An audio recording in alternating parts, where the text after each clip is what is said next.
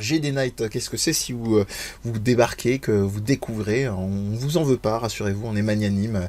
C'est l'émission qui vous parle vraiment de game design au sens d'avoir des gens qui savent, qui connaissent bien leur domaine. En l'occurrence, j'ai mon cher acolyte de toujours, Germain. Coucou. C'est marrant de ne pas être inversé parce que non, c'est bon, la caméra a gardé les choses correctement. Donc Germain, pour ceux qui ne te connaîtraient pas, donc tu es game designer avec une spécialité, une petite touche, un petit plus du côté de tout ce qui est UX UI, tout ce qui est ergonomie en règle générale. C'est ça. Voilou. Et au-dessus de moi, j'ai un habitué de la maison, la semi-maison mère, parce qu'il y a la grande maison mère qui est Death Podcast, et puis il y a celle dans laquelle on a GD Night qui est Jeux Game Moi Non Plus, c'est Yannick Tassin. Salut Yann. Eh bien, le coucou. Et qui était avec nous déjà sur l'émission nos top 10 de l'année, de la décennie, donc 2010 à 2020, qui est disponible donc sur la chaîne YouTube de Death Podcast, ainsi que l'émission d'analyse du sound design de Silent Hill 1 et 2. Mais ce soir, donc, on va vous parler de game design, évidemment, comme d'hab, mais on va surtout vous parler aussi de sound design sur un jeu Hades, hein, je vous l'ai annoncé. Donc, bonsoir à toutes tous qui arrivent, et merci à Brassica pour son follow. Pour info, donc, c'est acté, c'est officiel, vous aurez, courant de la semaine, maximum, prochaine émission, les émissions qui seront disponibles également en podcast. Donc si vous avez des potes qui font « ça a l'air super bien, mais moi la vidéo, les streams, c'est pas trop mon truc », vous pourrez les aiguiller effectivement sur la chaîne de Jeux Game Moi Non Plus, et vous avez toutes les infos qu'il vous faudra pour ce faire ici, ainsi que également ceci si vous voulez participer à notre commu. Voilà, ça c'est les petites intros de base, et je ne me suis pas présenté moi-même, Medidez de Death Podcast, votre hôte, et on va commencer sans plus tarder, on va se lancer sur ce Hades que pour ma part je vais découvrir, contrairement à mes deux copains. Je vais vous laisser peut-être donner un premier petit mot juste avant de lancer définitivement le jeu, de votre contact avec le jeu. Est-ce que vous aviez des attentes particulières, est-ce que vous avez suivi, et puis après je vais moi, comme certains d'entre vous peut-être dans le live, le découvrir totalement. C'était un truc que je voulais, toujours une certaine forme de spontanéité, ça peut être rigolo de ce que je vais repérer moi, qui va pas forcément faire percuter sur le moment, et voilà, je vous laisse la parole les amis, et moi donc juste après ça je lancerai le jeu. Hop. Vas-y Yannick. J'étais impatient que ce jeu sorte et j'ai oublié qu'il était sorti. C'était la meilleure manière que j'ai de le résumer. D'accord. J'ai un peu loupé l'Early Access. Je suis toujours assez ambivalent par rapport à ça. J'ai envie d'aider les studios, mais en même temps, j'ai envie d'avoir le jeu complet. Donc je suis passé à côté. Je me suis dit je le prendrais sur Steam, et puis après je me suis dit je le prendrais sur Switch, et en fait il est sorti sur Switch et c'était une bonne idée d'attendre. Donc j'étais déjà un très gros fan de Transistor. Je suis complètement passé à côté de Pyre. Pyre, moi aussi, ouais, tout à fait. J'ai l'impression que c'est le cas de beaucoup de personnes. Ouais. Et c'est un gros plaisir, et comme quelqu'un l'a dit, c'est vraiment bien de pouvoir le découvrir pour la première fois. Je t'envie un peu aussi. Voilà, donc je commence dans le tartare et on va se lancer. Et toi du coup, mon cher Germain, ton rapport au jeu dans les premiers temps Moi, je l'avais découvert. J'avais vu une vidéo quand c'était très early. C'était à une époque où c'était très pixel art, je crois. Et puis après, je l'ai oublié. Et c'est quand il est venu sur le stream de MV, et que MV l'a poncé, que je me suis dit putain, ça a l'air trop bien, je vais essayer. Et je l'ai désinstallé et réinstallé plusieurs fois. Désinstallé de rage, parce que je suis un gros rageur. Donc j'ai pas fait que rage quit, j'ai rage and install. Et après, je me suis dit, quand même, je vais réinstaller pour relancer. Et donc, après les turpitudes techniques, on est reparti avec, évidemment, confirmation du live sur Hades. On nous avait suggéré dans le live, effectivement, de parler de Bastion, tandis que j'essaye de retrouver mon chemin. Ah bah, vous voyez, tout de suite bourriné, alors qu'en fait, il suffit de simplement négocier avec les orbes. Toute cette violence. Ouais, c'est moche. Du coup, je propose que, avant d'arriver à Hades, pour bien en parler, il faut le situer un peu, parler de Rogue et de ses enfants, parce que c'est comme ça qu'est né le jeu Hades. Quand je dis Rogue, c'est pas le personnage de Harry Potter, hein, je parle de Rogue, le jeu vidéo de 1980, et qui est donc un jeu avec le premier jeu avec le concept de mort permanente. Ouais. Une fois que tu mourais, tout ton progrès, tout était reset à 0, et ça recommençait de 0, table rase. Et ça allait de pair avec des niveaux qui étaient générés de manière aléatoire et procédurale. Donc de là, tu as un jeu qui s'appelle Roguelike qui est sorti, qui, comme son nom l'indique, est comme Rogue, plus ou moins. Ouais. Et à partir de là, il y a eu tout un genre, un sous-genre donc, qui s'appelle Roguelike qui a été créé, où c'était basé sur Rogue et sur les compétences et les connaissances du jeu par le joueur pour avancer, mais ce qui présentait aussi un mur assez violent, c'est-à-dire que les joueurs qui n'étaient pas assez bons, de toute façon, ne pouvaient jamais faire une run qui allait jusqu'au bout.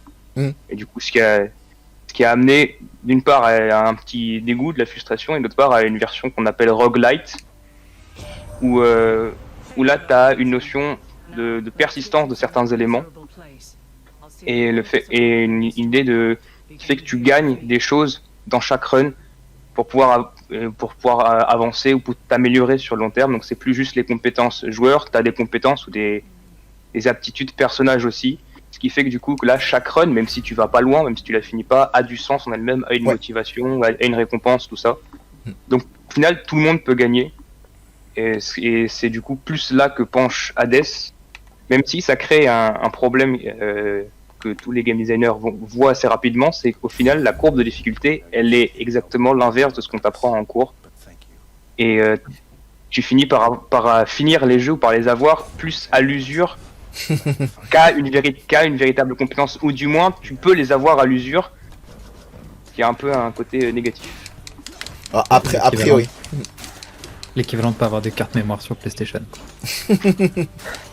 C'est du vécu ou Elle est arrivée après, d'accord. D'accord. J'avais la PlayStation et le jeu, j'avais pas encore la carte mémoire. Donc c'était bien ça. On l'éteint pas et on attend. Je trouvais qu'il y avait un petit peu trop de sincérité dans le trémolo de la voix, donc je me suis pas trompé. Donc, alors pour info, j'incarne le personnage de Zagreus, qui fait partie donc des familles divines. Hein. C'est un cousin d'Athéna. Hop là, je me débarrasse d'un ennemi en attendant. Il y a des petits trucs qui étaient assez marrants niveau interface que je vais partager et qui vous seront éclairés par Yannick et Germain au besoin. Notamment la petite bulle au-dessus de la tête du personnage qui indique en fait qu'il est en train de s'exprimer, et qui moi au début sur les premières secondes du jeu, hein, c'est très vite passé je vous rassure, me perturbait un peu parce que je pensais que c'était un truc à actionner pour avoir un dialogue contextuel. Donc voilà, c'est simplement au début, il va falloir vous y faire, mais il y a rien de traumatisant, je vous rassure tout de suite. Voilà. Et on n'a pas précisé le nom de la boîte, je crois, ou alors je dis une bêtise, qui développe le jeu. On a parlé des jeux.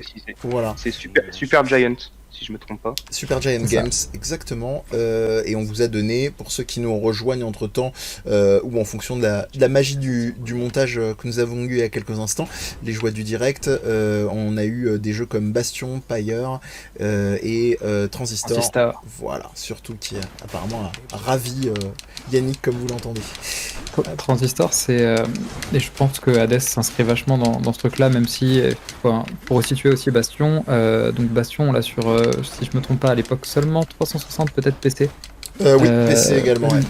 C'était du moteur Microsoft pur, c'était codé C# sur le framework Microsoft, tout le bazar. Donc, on était sur la première grosse vague indé, si je peux dire. C'est-à-dire que Xbox commençait à publier des jeux inconnus et que à petit budget, ce qui était un peu l'opposé du marché à ce moment-là. Et puis c'était les premières consoles connectées à Internet, sauf si on était un joueur sérieux de PlayStation 2, ce que je n'étais pas, ou de Xbox, la première du nom. Mais donc c'est le début des jeux des maths hyper accessibles. Donc Bastion, ça a été dit dans les commentaires, se remarque vachement parce que super sound design, super voice-over, très reconnaissable, et ça a été maintenu sur la qualité des autres jeux Super Giant. Le cast a été maintenu aussi. Donc pour redire ce qu'on disait, c'est que dans Bastion, la voix c'est Logan Cunningham, qui fait probablement la voix de l'épée dans Transistor, et qui fait un nombre de voix assez hallucinant dans celui-là. Dans celui-là, il va faire Hades, Poséidon, Achille, Charon, le narrateur et encore un personnage supplémentaire. Ce qui est assez incroyable pour un seul comédien sur un seul jeu. C'est assez dingue, ouais, effectivement. Tandis que pendant ce temps-là, moi j'ai embrassé la mort pour la première fois. Donc ça va assez vite. Bon, après, c'est pas en mode excuse, parole de sac, mais c'est vrai que je suis aussi à l'écoute et captivé par ce que disent les camarades. Mais donc, ponctué d'un tout aussi visuellement très chouettos, il n'y a aucune issue. très qui t'ambiance beaucoup, et on se retrouve à finir dans une mare de sang et à ressortir une mare de sang ou de vin, on sait jamais trop dans la mythologie grecque, sachant qu'on l'a pas précisé, même si on va pas insulter votre intelligence, vous vous doutez que Hadès est bien connu pour être le dieu de la mort. Donc là je parle à Hypnos, incarnation du sommeil, et qui me fait le constat en mode Captain Obvious que je suis mort. Voilà, ça c'est fait. Donc les items qu'on peut observer ont été conservés. Je vois qu'il y a des trucs, je sais pas trop encore ce que c'est, mais j'ai une clé qui est conservée de couleur mauve. J'ai une espèce d'item un peu diamant ou orbe, que sais-je. J'ai un magnifique cerbère pour ceux qui ne suivent pas en live ou qui ne viennent pas voir les replays, c'est pas bien, sur la page YouTube. Géant rouge, voilà, que je peux... Ah, can you pet the dog? Et oui, yes, évidemment. You can pet the dog. Oh, c'est génial. L'avantage de l'early access, tu peux le rajouter au fur et à mesure. D'accord. Je crois qu'on ne pouvait pas au départ. C'est pas mal. Non, le jeu vraiment visuellement, on va pas trop mettre 1000 ans à dire ça parce que c'est le cas, mais il y a une superbe fresque murale.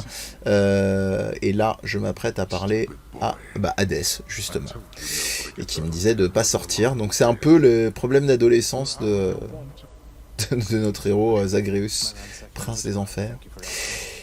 Et je vous redonne la parole après ces petits constats, juste pour un petit peu mettre l'ambiance. Peut-être classiquement, pour que ça parle, vous relancez sur deux choses. Les classiques, très scolaires. Les 3C, donc caméra, contrôle et caractère. Donc effectivement, au niveau de la caméra, on est sur un top-down avec un personnage, enfin des contrôles plutôt type dash. Alors, on va peut-être essayer de clarifier avec Germain les genres slash hack and slash roguelike, roguelite. Peut-être que ça peut être un truc intéressant, tandis que je continue. Oula. On peut essayer. Déjà, il n'y a pas forcément d'opposition entre les deux. C'est-à-dire que hack and slash ou roguelike, c'est des genres qui ont en fait c'est des focus plus sur du gameplay, mais c'est pas du tout les mêmes domaines. Tu peux être hack and slash et roguelike en même temps. Ouais.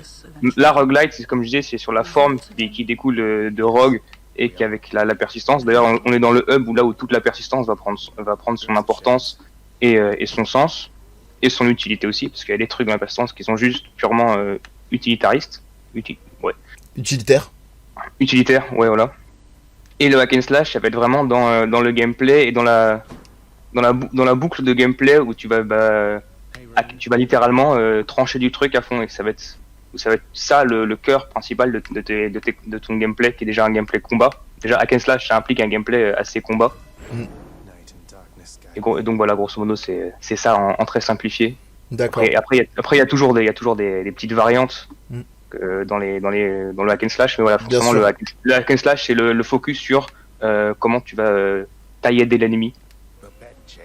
Et c'est vrai que là, j'ai pas tellement fait le rapprochement avec le hack and slash, parce que j'étais vraiment en mode roguelite en jouant à Hades.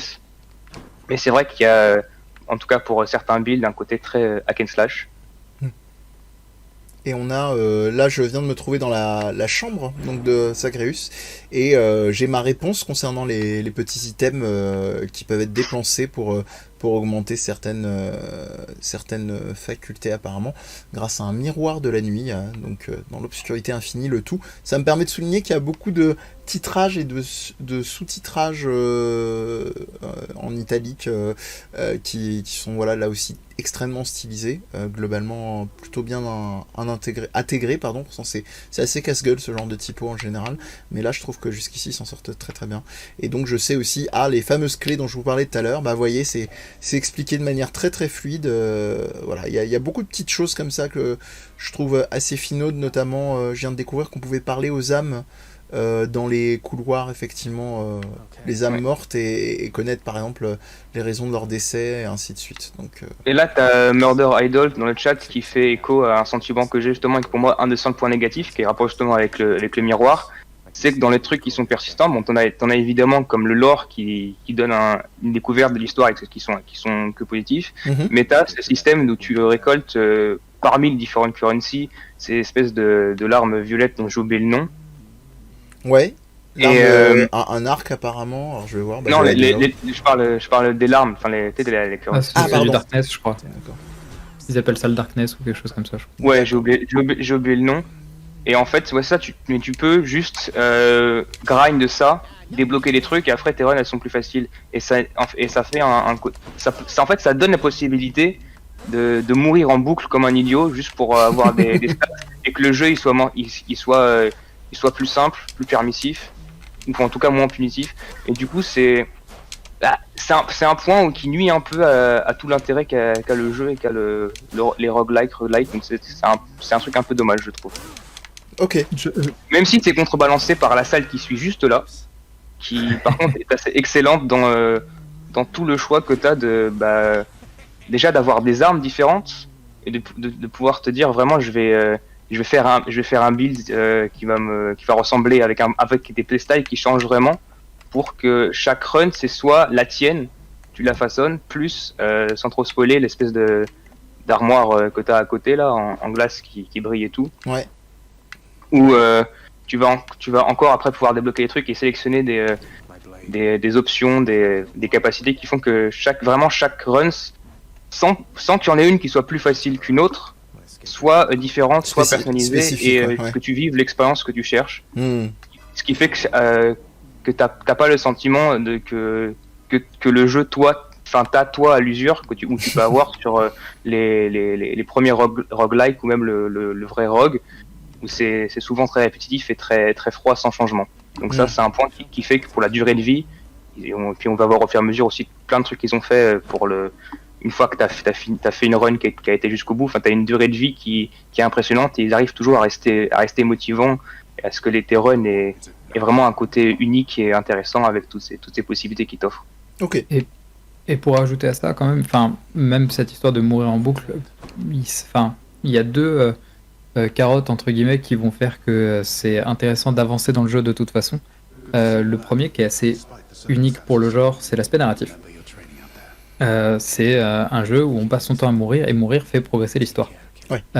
En allant plus loin, de toute façon, en découvrant différents aspects, chaque fois qu'on va plus loin, finalement, on progresse, et rien que ça, c'est très intéressant. Le deuxième aspect qui peut tenir plus longtemps que l'aspect narratif, puisque bien sûr il se termine au bout d'un moment, c'est la quantité de choses à débloquer. Qui est complètement addictif pour moi, et surtout il y a plein de choses qui se débloquent de manière entre guillemets secrète jusqu'à ce qu'on ait compris la mécanique, mais qui donne envie de relancer un run de toute façon pour débloquer le petit truc en plus qu'on voit qu'on n'a pas mais qu'on veut essayer de choper. Et le dernier truc, c'est plus personnel dans ce cas-là, c'est le côté addictif de l'aléatoire, c'est-à-dire que mon nombre d'heures sur Isaac prouve que j'ai un problème avec ça.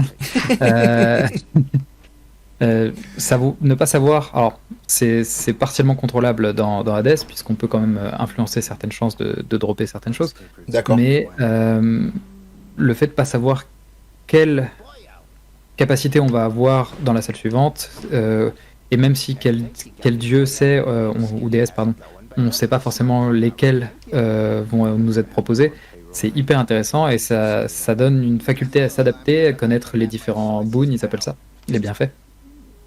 Au bout d'un moment, on commence à les connaître, commence à voir ceux qui vont bien ensemble, et c'est un petit peu, je dirais pas que c'est du deck building, mais pas loin quoi. Ouais, oui, je vois l'idée. Mais c'est marrant que tu parles de ça. Alors, c'est peut-être l'esthétique qui me fait penser, parce que là, j'en suis vraiment au tout début du jeu, mais je repensais à des jeux comme Baten Kaitos, qui avait qui est un RPG de chez Monolith Soft, qui avait cette dimension un peu mixte entre justement RPG et deck building. Et là, je ressens quelque chose de cet ordre-là. Et on a des trucs très intéressants par rapport à ce que viennent de dire Germain et Yann, c'est que les personnages sont vraiment là. En fait, on a une espèce un peu d'épouvantail mannequin d'entraînement qui s'appelle Tados, qui est un être vivant, enfin si on peut appeler ça comme ça dans au royaume des morts, et qui en gros se justifie, se dit bah vas-y en fait bolos-moi, ça il y a que comme ça en fait que je te dirai qui je suis quoi. Donc on a des petits éléments comme ça qu'on peut deviner, effectivement se dire ah bah tiens bah peut-être que c'est pas simplement le frapper et m'entraîner sur lui, il aura peut-être une valeur autre, qui est un truc je trouve qui pêchait un petit peu dans Sekiro. Je sais pas si vous y avez joué. Sekiro, il y avait une espèce de maître d'armes un petit peu comme ça au tout début du jeu, un peu planqué à la périphérie de la sortie vers le monde, vers l'aventure. Et là, je trouve que c'est vraiment intégré de manière très très fluide. Bon, après on est sur la 2,5D versus la 3D aussi, ça aide pas, mais voilà. Alors. Et puis c'est drôle, Tados c'est super drôle aussi. Oui, ça a l'air. Ah, Zeus. Et tous ces petits passages-là, avant que tu choisisses tes bienfaits, bon là, vu que c'est au début, ça marque moins, mais c'est aussi des moments de pause.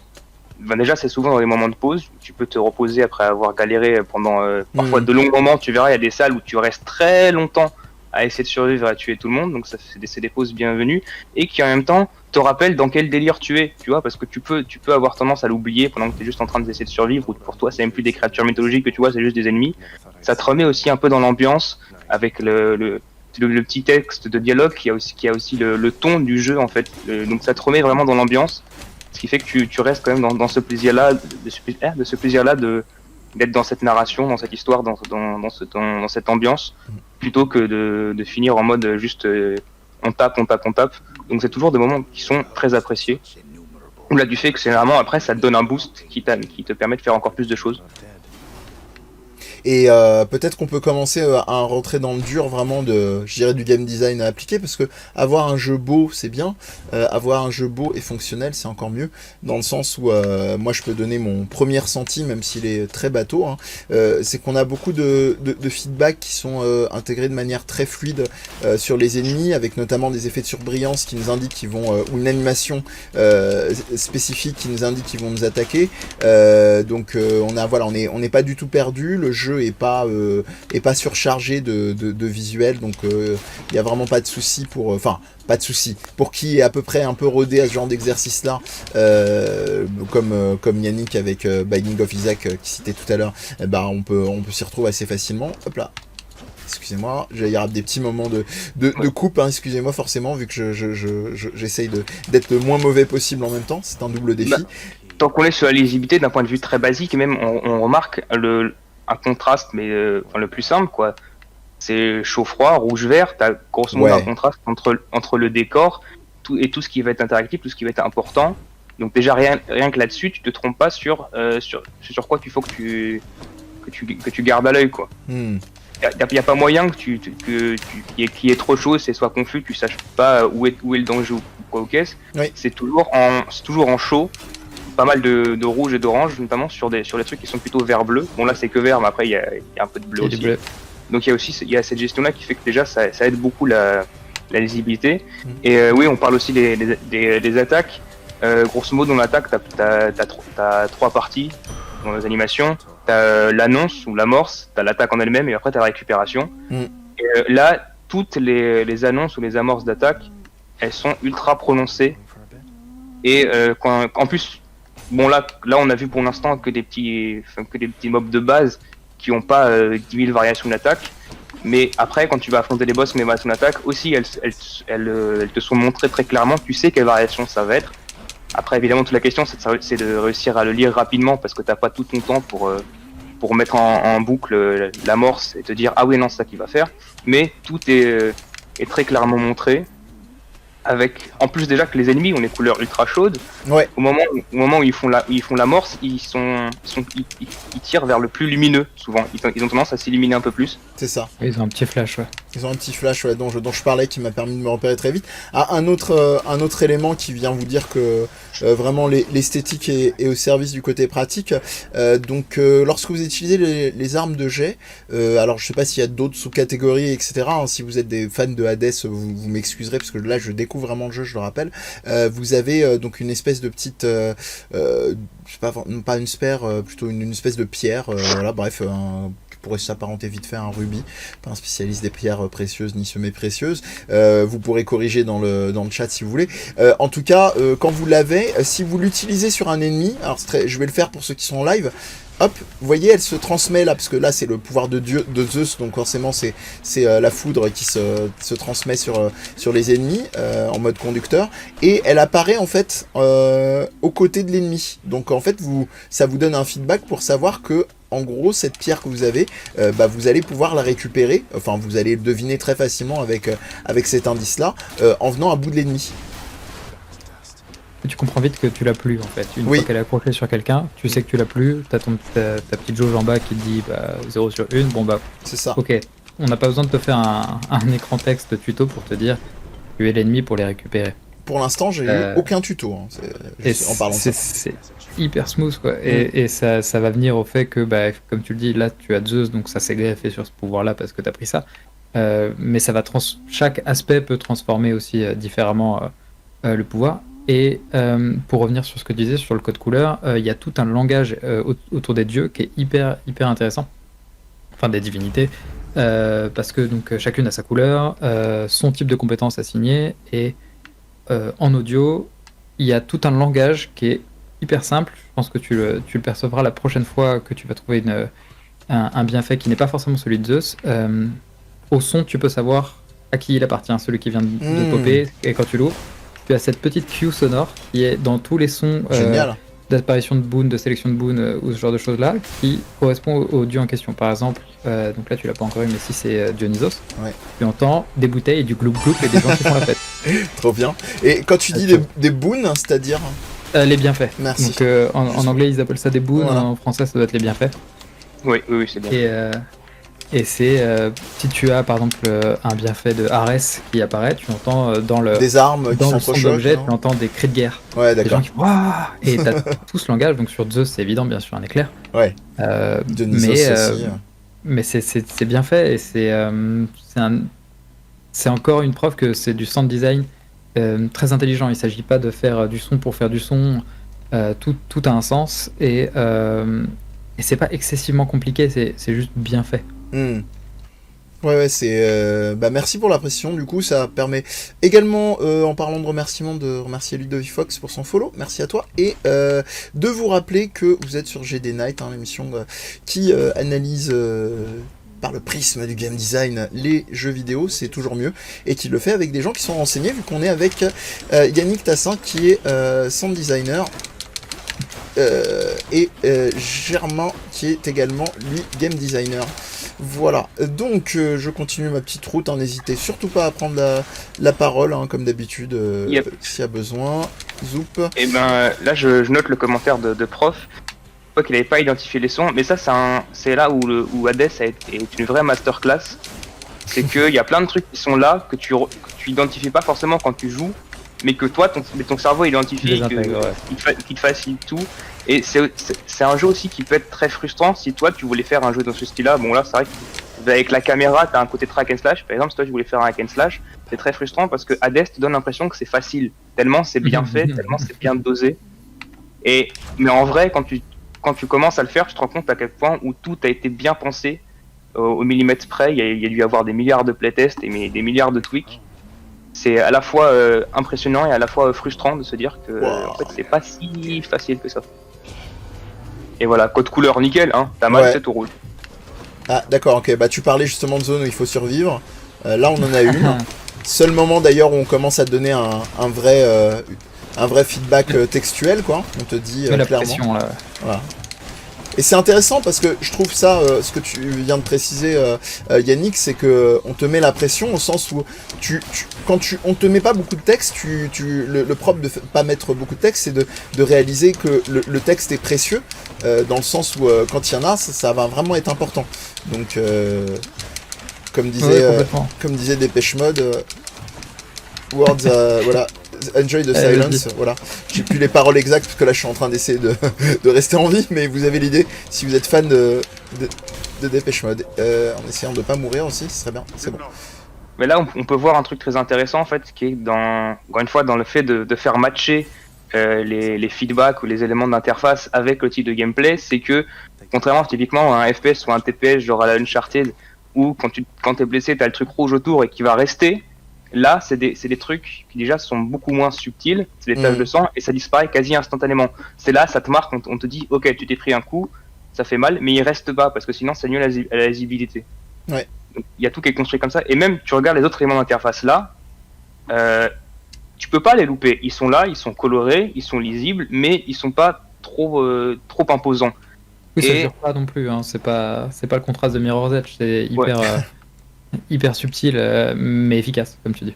Ça jure pas, et après tu vois, il y en a où on pourrait se dire comme ça, ils sont un peu petits, quand tu vois, bon bah, évidemment, au moment où je dis ça, il fait en sorte qu'il y ait une transition et qu'on voit plus l'interface.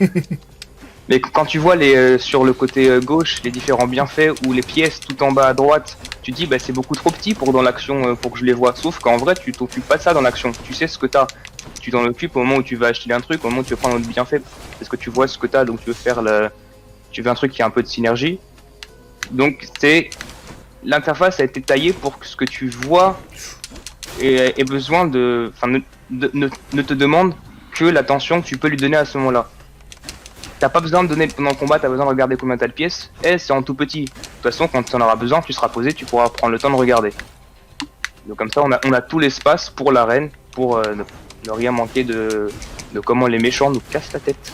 Carrément. Pour parler de la caméra, là, parce que regarder quelqu'un d'autre jouer, c'est assez surprenant.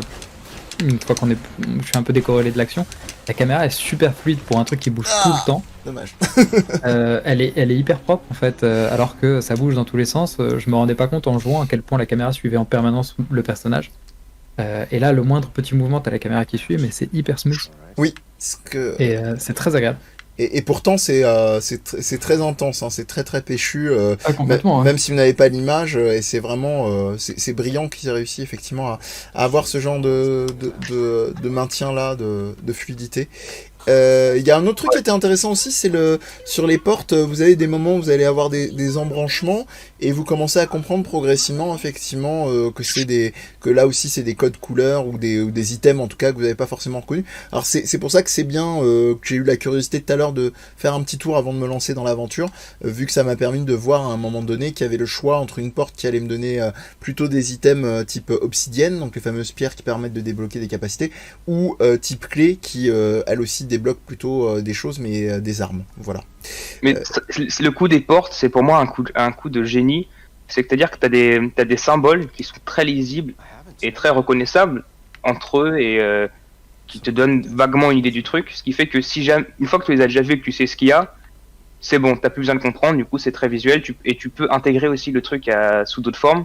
Plus tard, on verra que ce sera plus ces grosses boules, ça peut être un peu décliné, mais du coup, tu vois le symbole, tu le connais, et tu sais d'instinct ce qu'il peut y avoir derrière. Et en même temps, la première fois que tu les rencontres, c'est un peu pas clair quand même, donc ça pousse à la curiosité. Ça fait que tu vas pas juste... Il n'y a aucun moyen en fait que dans le jeu, au début, au moment où tu dois découvrir, où tu dois apprendre des choses, tu puisses te dire, je reste sur ce que je connais. Ouais. Bon, en vrai, je pense pas que de base des joueurs l'auraient fait, mais ils ont pallié la possibilité même que ça arrive avec un système comme ça où tu as chaque fois des nouvelles portes avec des trucs un peu flous. Et je crois me souvenir que les premières, de toute façon, elles te donnent des trucs bien quoi qu'il arrive, qui te poussent encore plus à vouloir tenter d'autres portes qui parfois n'auront pas forcément des récompenses aussi mainstream que de l'oseille. Et là, tu l'as pas encore, mais je pense que ça devrait pas tarder. Il y a sans spoiler plus, il y a un système de récompense qui incite à la découverte aussi, parce qu'une fois que tu as découvert assez de choses, c'est un coup à rester sur tes acquis. Et quand il y a un bienfait que tu n'as jamais pris, par exemple, et qui va dans aucune des compositions que tu veux faire, qui a l'air tout pourri, qui t'intéresse pas du tout, en fait, c'est aussi intéressant de le prendre parce que ça peut débloquer d'autres choses. Donc tu te dis, bon, bah ok, je vais plus loin là-dedans. Ce qui fait que ton run est ponctué de plusieurs types de choix. Le choix entre les portes que tu dois prendre, le deck, entre guillemets, que tu vas construire, mais aussi le fait que, bon, c'est un run pourri, je sais que j'irai pas très loin, mais peut-être que si je prends ce truc-là, que de toute façon j'aurais pas pris en temps normal, au moins ça va débloquer un truc quand je reviendrai. Donc, allez, on se fait un truc naze et c'est pas grave, et on prend tous les trucs nazes que j'ai jamais pris avant. Donc c'est hyper intéressant. Attends, je vois une question. Il y a des vibrations quand tu fais des papouilles à Cerbère. Oui. Il y a, pendant que tu prends la question, mon cher Yannick, il y a un petit détail aussi que je viens de me rendre compte, qui est plutôt du côté du narrative design. Il y a un truc que je trouve très futé, qui est le syndrome dans le bon sens du terme ici, du papotage libre. C'est que vous avez donc les lignes de texte quand vous parlez à un nouveau personnage. Alors déjà, c'est très très clair au niveau iconographique, puisque quand il y a une nouvelle ligne de texte au-dessus du personnage, vous avez un petit point d'exclamation au-dessus de lui, donc vous savez qu'il a effectivement une nouvelle ligne de texte, voire des lignes de texte tout court disponibles à ce moment-là. Et il y a un truc qui est chouette, c'est que le Hades ne répond pas systématiquement à tout. C'est-à-dire que de ce que je viens de me rendre compte jusque-là, il va vraiment répondre quand c'est des séquences, il va avoir son avatar et son bloc de texte quand c'est vraiment important. Et je trouve que c'est très fluide parce que en gros, il répond un petit truc. En général, c'est plutôt court, c'est plutôt en mode un peu désinvolte qui caractérise bien le personnage, histoire de renforcer le deuxième C des 3 C. Et en gros, il a une petite réplique, mais vous reprenez déjà le contrôle de votre personnage. Donc il y a vraiment un petit syndrome du pas le temps de niaiser, quoi. Vous parlez et directement on est reparti. Tu allais dire, il y avait un truc que tu avais remarqué dans le chat, peut-être Yannick. Ouais, je vais le lire. Super. Tu vois pas le chat toi? Non, là je le vois pas. Non, okay. Ouais. Question technique pour Yannick, tu utilises quel logiciel dans ton quotidien de sound designer pour sonoriser les jeux sur lesquels tu travailles ou ceux dont tu conseillerais l'usage? C'est un truc auquel je réponds occasionnellement. Je crois que j'ai répondu sur tous les streams pour l'instant. Mais c'est une question que j'aime beaucoup parce que je pourrais en parler pendant 3 heures, je vais pas le faire. Rapidement, moi j'utilise Reaper principalement parce que je me suis mis il y a pas très longtemps. Avant j'utilisais Cubase, Nuendo, Pro Tools. Et si je les cite tous, c'est pour dire qu'il n'y en a pas un qui est mieux que les autres. Il y a beaucoup de logiciels de son, donc on appelle des DAW, des Digital Audio Workstation, qui sont différentes. Une fois qu'on en maîtrise un, on peut en utiliser vachement d'autres. Rien à voir avec l'humoriste. Vas-y. Ça c'est fait. Non, je disais rien à voir avec l'humoriste des DAW. Ah mon dieu. Voilà. Ah, je le savais. Mais donc voilà, moi j'utilise Reaper. Après, j'ai vu plutôt une question sur les sons enregistrés et les synthés. Selon ce que je veux faire, j'utilise les deux tout simplement. Et il n'y a pas de truc meilleur qu'un autre. Il y a même des choses gratuites qui sont très efficaces pour faire du son. Reaper est pas cher du tout en fait, contrairement à ce que j'utilisais avant. Ça doit être $60 la licence Pro, alors qu'un Pro Tools ça devait être $300-400. Et aujourd'hui, je veux plus utiliser Pro Tools. Donc, le son, il y a plein de ressources gratuites et plein de logiciels gratuits pour en faire, donc faut pas hésiter non plus. Et s'il y a d'autres questions là-dessus, je peux répondre sur Twitter aussi, n'hésitez pas. Ouais, n'hésitez vraiment pas, effectivement on donnera le contact, tu peux même les donner dans le live si tu souhaites Yannick, mais même à l'occasion ça peut être une très belle opportunité si ça te tente de pouvoir prendre un rendez-vous et de parler de tout ça en organisant ça bien en amont si évidemment tu en trouves le temps. Donc on va continuer, je continue mon petit pexage par-ci par-là. Germain, il y avait peut-être d'autres petites bricoles de ce on en est du jeu que tu voulais rajouter ou Non, enfin il y a pas mal de trucs moi qui a développé sur le jeu, mais qui viennent un peu plus vers le late game. Ouais. Donc pour l'instant je vais laisser les trucs amener et je vais voir quand c'est pertinent d'en parler. Ok, donc on a vraiment je profite du fait qu'on soit en terrain connu pour parler de la musique. Eh ben c'est parfait. Donc, pour rendre à César, on est encore sur Darren Korb qui compose. Pour resituer un peu Darren Korb chez Supergiant, il est directeur audio, sound designer, compositeur, et il fait du doublage aussi maintenant, puisque c'est lui qui fait la voix de Zagreus dans celui-là. On est sur le genre de personnes qui n'aiment pas dormir, manifestement. J'ai entendu dire qu'il ramenait des cookies aussi, parfois, au boulot. Ouais, en plus, il est sympa. Ah. Oh, merde.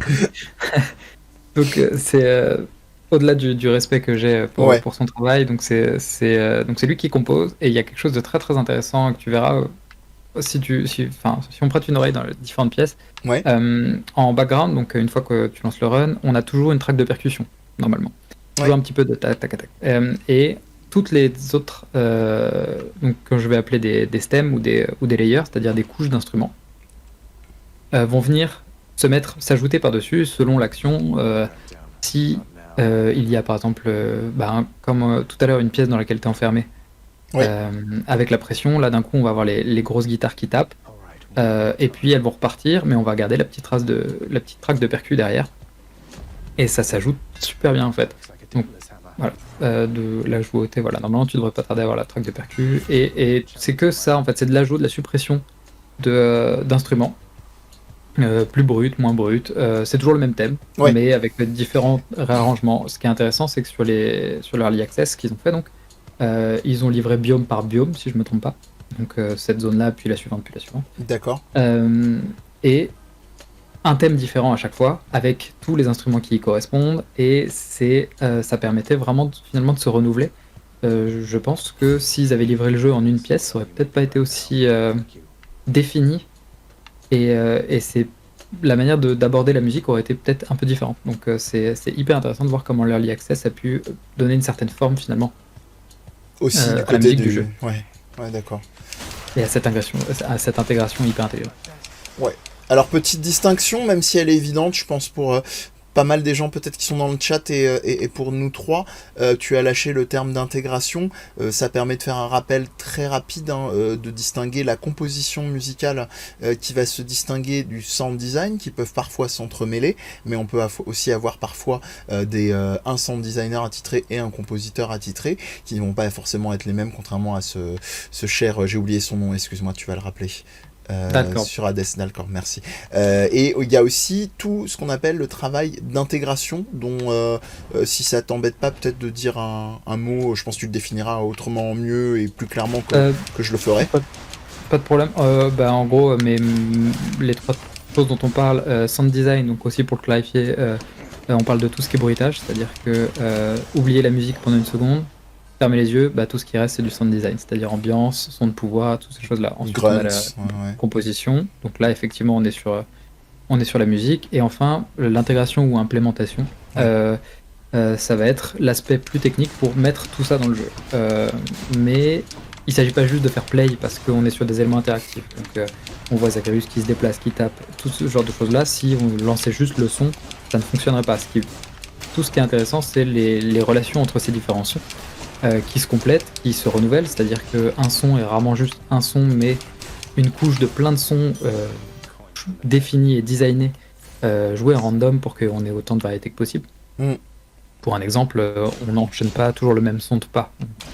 Toujours un random de son de pas, et à chaque fois qu'on va faire alors je sais pas s'il y en a dans ce jeu-là, mais à chaque fois c'est un nouveau. Donc, il y a tout un aspect aléatoire et technique dans l'intégration qui permet de créer de la variété. Donc quand on parle d'implémentation, on parle de toutes ces techniques-là. On vous invite à aller écouter l'émission, comme je disais en introduction, enregistrée justement avec Yannick sur Silent Hill 2. On parlait de fétichisme de footsteps, de bruit de pas, justement, dans Silent Hill, qui peut être effectivement... je crois qu'il y a deux fétichismes dans la série de Silent Hill, c'est les bruits de pas et les portes fermées. Voilà. Les grilles. Voilà. Hop. Mais en tout cas, moi je suis fasciné par cette dimension de joyeux bordel, mais d'une fluidité. Enfin, on sait où on a l'illusion jusqu'au bout de savoir ce qu'on fait. C'est assez impressionnant. Et la montée en puissance, alors là, j'en suis à ma deuxième mort. Et effectivement, à chaque fois, alors ça fait très curieux et maso dit comme ça. C'est un plaisir. Voilà, exactement, t'as anticipé. C'est un véritable bonheur de... J'aime beaucoup ce que vous faites. de se faire bolosser la tronche dans le tartare et non pas dans le terre-terre. Et grosso modo, au-delà de mes blagues vaseuses, il y a vraiment un sentiment de montée en puissance progressive et des bons où... habituellement, c'est le genre de jeu, on se dit, quant à ça, ça va pas tenir la distance. Ou alors, c'est un truc où tu vas avoir un gros climax et le jeu après va avoir un effet de soufflet, comme certains jeux d'action notamment plutôt plus TPS que roguelite. Et là, c'est pour l'instant, j'en suis pas à beaucoup de temps de jeu, mais je leur fais vraiment confiance sur la capacité à maintenir ça, quoi. Ouais. Il y a deux choses. Je vais rebondir d'abord sur ce côté sur la lisibilité. Mm-hmm. C'est vrai qu'ils ont fait un travail incroyable là-dessus. Et un élément en fait qui permet cet équilibre entre c'est challengeant, faut que tu sois attentif avec ce qui se passe et tu risques ta vie à tout moment. En même temps, c'est très lisible. C'est qu'ils utilisent des projectiles en fait. T'as pas ce qu'on appelle le hit and scan, qui est maintenant pas mal dans les FPS actuels. C'est-à-dire au moment où l'ennemi tire, t'es touché directement, c'était dans la ligne de mire. Et là, c'est des projectiles, donc tu les vois venir, tu peux les esquiver, tu peux tourner autour, tu peux faire des éléments entre les projectiles. Mais du coup, ça fait aussi que tu vois le projectile tout le long. Du coup, au niveau visibilité, ça te permet de savoir où il est, de savoir pourquoi tu te le prends quand tu te l'es pris, de savoir aussi que tu vas te les prendre quand il y en a plein partout, tu fais c'est foutu. Et il y a quelques ennemis, notamment les cristaux qu'on a vus là, qui font du hit and scan, mais eux, du coup, t'as un rayon lumineux qui t'indique où ça va viser. Une seconde ou deux, mais non, une seconde je pense seulement, ce qui est énorme dans un jeu comme ça, déjà une seconde, c'est sûr. Avant de tirer, donc t'es prévenu. Donc voilà, le fait qu'il n'y ait pas masse de hit and scan, ou quand il y en a, t'es prévenu bien à l'avance d'où ça va être, fait aussi que tu peux garder en tête où sont tous les risques de danger, garder à l'œil même les risques qui sont en mouvement. Donc ça permet d'être lisible tout en étant entendu. Et pour juste continuer là-dessus sur ce que tu as dit aussi sur le fait que oui, tu montes en puissance. Ouais. C'est vrai que là-dessus, il y a un truc qui est bien dosé, c'est que déjà en fait, ça rejoint là, ce qu'on parlait sur la topologie de reward quand on parlait de Breath of the Wild. Oui. T'as pas mal de reward de glory, de reward de satisfaction personnelle. C'est-à-dire que chacun de tes bienfaits va avoir des effets souvent très stylés, très visuels et aussi toujours très clair en plus, donc c'est ça. C'est pas juste un effet ultra stylé, tu sais que c'est la foudre qui a frappé là, qui a fait l'onde de choc et tout, donc tu peux bien kiffer ça. Donc ça joue un peu sur la montée en puissance, même si les bienfaits en eux-mêmes sont très bien designés et font une montée en puissance qui, sur le coup, pour la partie que t'as faite et un peu après, t'as l'impression vraiment d'être devenu plus fort. Ouais. Mais tu finis toujours derrière par te dire ah ouais, c'est pas encore ça. C'est ça. Et il y a un équilibrage parfait là-dessus, c'est que ça te tient en effet très longtemps comme ça sur tous les différents niveaux. Ça te tient très longtemps comme ça où le bienfait, ton nouveau build te permet de, même par moment au début, de rouler sur le truc et tu te sens trop chaud. Et puis après, t'as un moment donné où ça te calme. Tu te sens plus chaud direct et t'as cet équilibre-là, cette courbe-là qui est ultra bien faite. Tu redeviens prudent, mais il y a plusieurs petits trucs, là encore, comme quoi ça foisonne, vous vous rendez compte, pourtant je découvre vraiment le jeu. Il y a un petit truc que j'ai trouvé très élégant, c'est quand vous ne touchez plus à la manette, ce qui est assez rare dans le jeu vu la frénésie, mais comme quoi les streams ça permet ce genre de moment, l'interface disparaît. En gros, tout ce qui va être indication pièces, vie et barre latérale avec vos armes et vos armes de jet, etc. Disparaît. Donc je trouve que c'est très très chouette comme petite intention. Et par rapport à ce que vous disiez Germain, on l'a pas précisé, mais sur chaque porte qui servent d'embranchement, en réalité en général il y en a 2 par zone, mais j'imagine qu'après il peut y en avoir plus. Et en l'occurrence, donc sur chaque porte il y a des orbes dont on parle depuis tout à l'heure, et je trouve que ça rajoute effectivement à ce côté vraiment importance des objets, des items récupérés, ce côté vraiment écrin, parce qu'on a un travail d'orbe, de luminosité sur l'orbe, etc. Et on a des degrés aussi de luminosité en fonction de l'importance de la zone. Là je vois par exemple une avec une potion sur ma droite, et sur le côté gauche j'en vois une qui brille un peu plus et qui est complétée par l'importance. En fait ça pourrait t'attirer tel un chant des sirènes, histoire de rester dans la métaphore mythologique, mais en gros on te met quand même un petit icône juste en dessous, une petite icône pardon, avec une tête de mort, où potentiellement je pense que, peut-être comme vient de le dire Germain, que je vais regretter mon choix d'avoir pris cette zone qui est peut-être un petit peu plus galère que les habituels. Hop, Yannick, j'espère que je t'ai pas coupé la parole, il me semblait que tu voulais dire quelque chose. Non, je voulais ajouter un truc à ce que tu disais justement sur le fait que quand tu t'arrêtes, il y a l'interface qui disparaît, la caméra qui se recentre progressivement de manière hyper smooth. Ils avaient un peu ce truc aussi dans Transistor et je pense que c'est un sens de l'esthétique qu'ils ont sur tout leur jeu où ils savent, généralement t'en parlais tout à l'heure, ils savent faire des pauses. Ils savent donc sur Transistor, t'as littéralement une pièce pour ça où tu peux jouer un peu au ballon et te poser. Il n'y a pas grand chose à faire si ce n'est de poser, mais t'as aussi ce qui m'a fait tomber amoureux de Transistor, c'est t'as une interaction, tu regardes un poster. Et voilà, tu le regardes et ils disent plus rien. Et la voix off te dit bon allez, il faut y aller. Et quand tu continues à le regarder, au bout de quelques secondes, la voix te fait ok. Pas mal. Et c'est en plus c'est un poster donc de ton personnage que tu regardes. Dans Transistor, tu joues un personnage qui est muet et qui était auparavant une chanteuse. Et donc tu regardes un poster d'elle. Ça c'est pas du spoil, c'est connu dès le début du jeu. Et elle regarde le poster et tu peux partir quand tu veux en tant que joueur, mais si tu restes assez longtemps, la voix off te fait ok. Et c'est ah là là, ça te prend le cœur sur quelques mots et c'est extrêmement triste. Et ils savent vraiment faire ce genre de petites pauses très simples et sans fioriture ou quoi que ce soit en fait. Ça coûte pas grand chose en plus d'enregistrer une voix. C'est pas excessivement technique d'attendre 7 secondes, mais c'est cool de l'avoir fait. Et Artemis vient renforcer les rangs. Y a un petit truc évident quand on se met à jouer, mais qui est un feedback, comme quoi, vous voyez, on peut faire avec des effets très simples, des feedbacks qui ne laissent aucune équivoque sur la fin d'une boucle. Chaque fin d'une zone, lorsque vous avez vraiment validé, nettoyé une zone, vous avez un petit ralenti. Au moment où vous assénez le dernier coup à l'ennemi restant. Donc voilà, comme quoi, petite micro-leçon de game design. Et la musique qui redescend. Oui, tout à fait. Ouais. Le ralenti, je suis tellement habitué maintenant parce que c'est un truc qu'on voit de plus en plus que je l'avais complètement zappé, mais c'est vrai, ouais. Point de pression. Allez. Il y a un truc intéressant avec les portes aussi et les pauses, c'est que vu que tu as le choix avec les portes, ça veut dire qu'au moment où tu as fini, tu es dans une salle qui est fermée et tu ouvres la porte quand tu veux.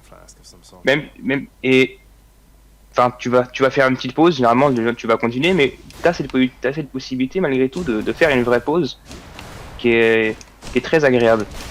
J'ai une question bête. Sur PC, tu peux sauvegarder et arrêter pendant un run et reprendre le run en cours? Non. Parce que sur Switch, l'avantage c'est que tu es entre deux salles, hop, tu la poses, tu la mets en veille, c'est fini. Ou alors j'ai même pas fait gaffe à ça parce que ça me paraissait tellement aberrant que depuis plus tard. La réaction des tatoués, tu sais. Hey, on met pas pause. Pourquoi il s'arrête? Qu'est-ce qu'il fait? Non, c'est après j'imagine que ça doit être oui, il doit pas y avoir de fonctionnalité.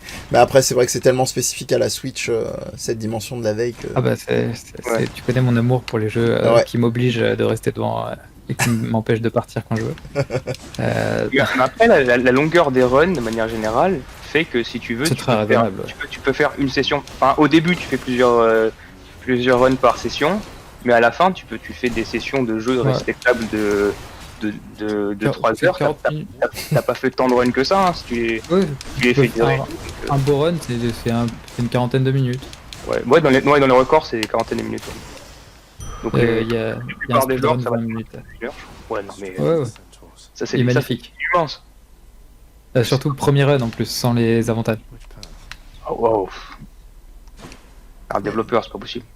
Non, mais par contre, ils ont fait une vidéo où justement les développeurs regardent et ils sont ébobis. Hop. Plus 20 points pour Gryffondor pour avoir utilisé Ebobi.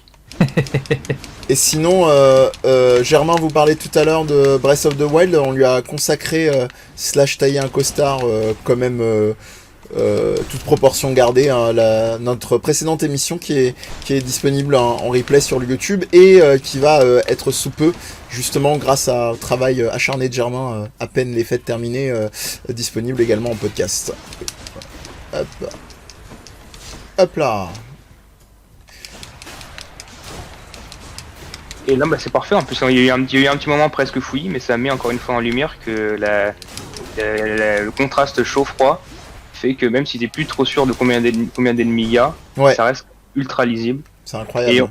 on a vu, là, on a vu très bien, c'est quand t'es passé sur la plaque est déjà chaude, parce que de couleur chaude, parce qu'il va y avoir des trucs qui est sorti, elle a brillé en plus d'un beau rouge, pour te dire vraiment, danger, casse-toi, vite. Parce que t'as aussi pas mal on va dire, d'esquives de dernier moment possible avec le dash. Ouais, Au moment où tu dash, tu passes à travers les trucs, donc t'as pas mal d'opportunités d'esquiver au dernier moment. oui, on a ce qu'on appelle. Ce qui fait que ce genre de signal vraiment très tardif a vraiment son sens en fait. Si tu le loupes, tu loupes vraiment une occasion de sauver des points de vie. Quoi. Oui, puis qu'en plus, t'as même des bienfaits qui te récompensent sur l'esquive au dernier moment. Il y a un bienfait de Zeus où si t'esquives au dernier moment, il prend un éclair dans la pomme l'autre. Donc, Ouais. où tu peux reprendre un peu de vie. C'est exactement ce que je disais dans l'émission, je sais plus c'est quelle émission, je crois que c'était Sur les ninjas, non? Ouais, les ninjas où en fait faut récompenser le joueur pour jouer de la façon dont toi tu voulais qu'il joue. Pour lui donner envie de continuer à jouer comme ça, et c'est exactement ce que fait ce jeu. C'est l'exemple là, encore une fois, de l'esquive au dernier moment qui te récompense avec un truc très efficace en termes de dégâts déjà, parce que quand tu l'as en fait ça fait quand même masse de dégâts pour une esquive. Et c'est très beau à voir. Donc il y a 100% récompense si tu joues comme eux ils avaient envie que tu joues. Ouais. Mais en même temps, et c'est très important aussi, si jamais t'as peur, tu veux y aller en petite bite et être à distance, esquiver et mettre 40 ans à éliminer un ennemi, mais que tu l'as fait et t'es safe, bah t'es pas pénalisé, tu peux tout à fait le faire. Tu perds pas, tu perds pas de points possibles ou de bienfaits possibles, tu auras les mêmes propositions de bienfaits qu'un autre. Donc là-dessus c'est aussi très propre. T'es pas pénalisé Je pense aussi qu'on peut être très bien pourvu et avoir peur aussi d'avancer dans Hades. Mais non, blague à part, qu'est-ce que je veux dire? Ouais, c'est vraiment assez impressionnant comment ça reste tout à fait accessible malgré tout.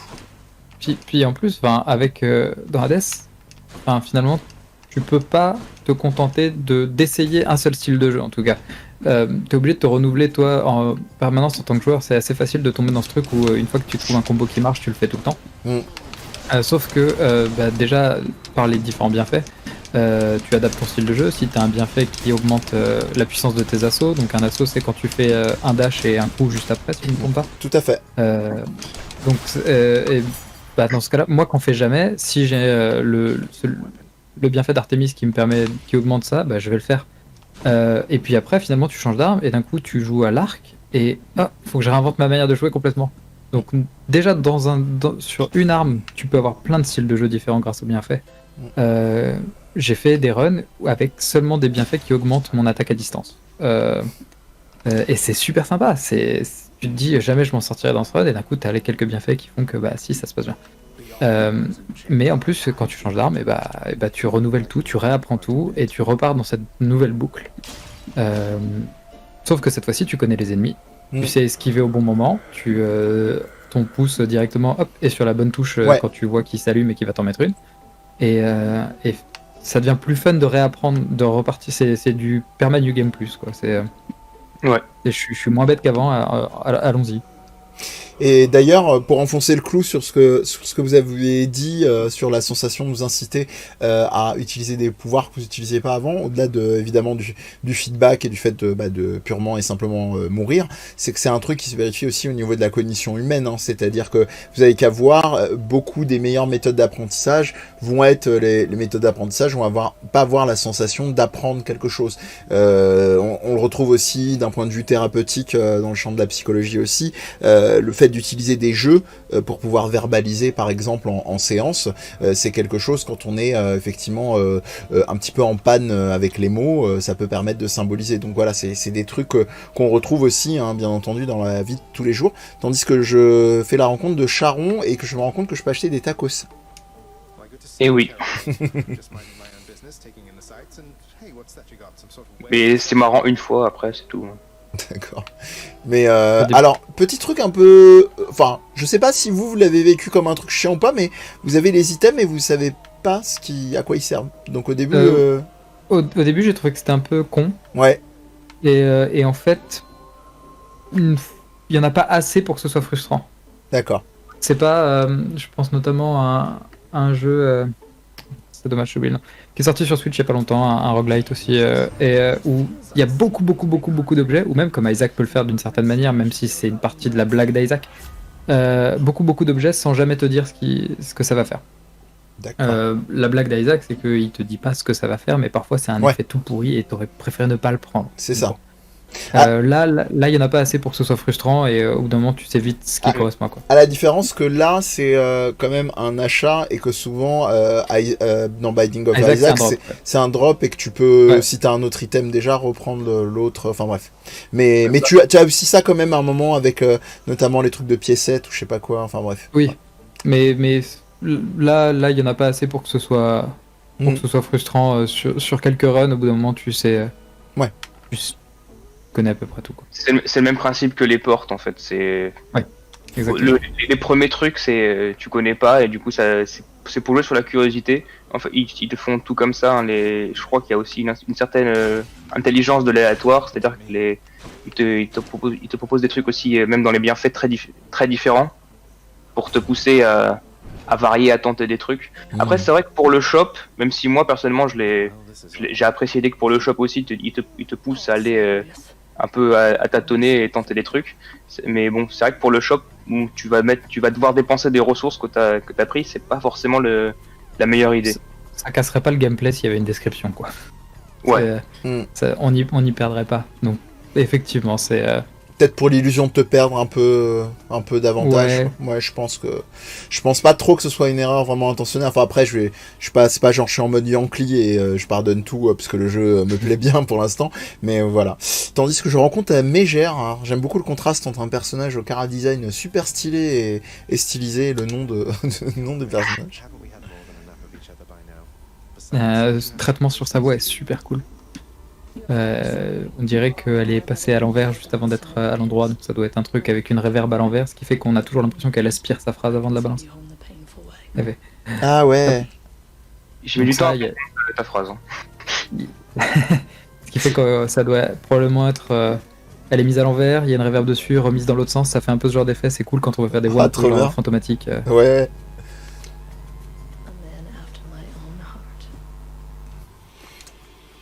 Allez, c'est y part. Premier boss. La question c'est est-ce que Mehdi va le first try? Parce qu'on va avoir droit à une nouvelle mort. je ne veux pas être médisant. Non, mais mais je serais impressionné. Ouais, ça paraît chaud. Elle met des tatanes. C'est ça. Et il y a aussi un truc qui est un classique, hein, mais là encore une fois qu'on voit qui est appliqué super bien, c'est qu'il y a bien sûr elle a des nouveaux coups, mais les boss vont te sortir des trucs que les mobs avant t'ont déjà présenté en fait. D'accord. En amélioré. Donc tu connais déjà le langage, tu le parles juste pas encore. C'est marrant, d'habitude c'est l'inverse. D'habitude c'est l'inverse en fait, t'as des boss qui deviennent des mobs. Ouais. Ah dommage. T'as des boss qui deviennent des mobs, mais pas rarement l'inverse. Enfin, ça existe aussi, mais. Donc, je pense que c'est lié aussi à c'est lié à la génération procédurale des ennemis dans chaque niveau. Mais en même temps, tu peux rajouter au pool un ennemi qui ressemble à un boss, donc ça veut rien dire. Alors, je reviens encore au narrative design, hein, c'est-à-dire que là, vous avez quand même des phrases qui sont prêtes pour chaque cas de figure. Là, je viens de ressortir de la fameuse fontaine de 20/100, je sais pas si c'est précisé à un moment du jeu ou pas, et en gros, en sortant, Agreus disait merci Meg. Donc voilà, on est vraiment dans la continuité évidemment de ce qu'on vient de vivre. Toujours... Et ça aussi, sur le late game, si tu continues le jeu après, j'espère que tu le feras. Oh oui. Tu te rends compte que ça s'arrête jamais en fait. C'est incroyable. C'est hyper intéressant. Ils ont dû en écrire des milliards et des milliards de phrases parce que même le script est plus gros que celui de Pyre, qui est un jeu qui considère comme narratif. C'est possible. Ouais. Ils l'ont dit, je sais pas comment on arrivait à un script plus gros que celui de Pyre, mais bah maintenant c'est le cas. Pardon, vas-y. Non, vas-y. C'est hyper intéressant en fait que je m'attendais pas à ce que le jeu soit aussi narratif. Que d'un coup je sois pris dans l'histoire et que il y a une vidéo qui explique alors c'est pas de chez eux celle-là, c'est quelqu'un qui explique le système narratif pour que à chaque mort, finalement, tu aies la possibilité que certains arcs d'histoire, si tu as rempli les conditions appropriées, que tu as parlé à telle personne, vu que son histoire est en lien avec celle d'une autre personne, de temps en temps, elle va te dire bah, si tu le vois, dis-lui que je pense à lui. Ok, donc bah, du coup, si tu as l'occasion de le revoir plus tard, ce qui n'est pas forcément sûr, et que tu lui parles, ça va faire avancer tous ces petits arcs séparément qui finalement se rejoignent pour faire avancer un arc global. Okay. Mais il faut mourir pour ça. Ça m'intéresse ce que tu dis parce qu'il y a une espèce de... À un moment, je pense que ça doit devenir une espèce de curiosité ludique de mourir pour étendre le lore d'une certaine manière. Ouais. Et c'est un truc qui me fascine dans mon jeu, qui a été mon jeu de l'année sur le fil d'ailleurs. Il a détrôné Yakuza 7, mais vraiment à quelques jours près, qui est Caché mon jeu par Maman 4, qui est un jeu effectivement qui était un mislead assumé de Google Traduction, qui en fait normalement est Maman a caché mon jeu, qui est un jeu que je vous recommande, une série que je vous recommande, qui est sur Android et iOS, que les gens qui suivent les lives ont l'habitude effectivement d'entendre, et où tu as ce rapport en fait où quand tu as fini les niveaux où ta mère a caché ta console de jeu, quand tu as retrouvé la console de jeu, tu as envie de reprendre le niveau pour te dire tiens, genre elle était planquée où en fait, ou voire même des fois c'était obvious mais t'as pas cliqué sur elle parce que tu savais que ça t'aurait fait perdre de niveau. Genre t'as un moment, t'as une espèce de lampe en mode abat-jour et tu vois que c'est ta mère qui a mis un abat-jour sur sa tête pour se planquer, pour pas que t'ailles fouiller dans l'abat-jour. Et voilà, bref, ce genre de truc. Alors, bon, par contre, je suis un peu déçu, on peut pas caresser toutes les têtes de Cerbère, c'est toujours la même tête. Non, il n'y en a qu'une seule qui accepte, les autres elles te mangent sinon. J'ai fait la réflexion aussi. Au moment où j'ai 3 fois dessus, c'était la même, je dis quand même.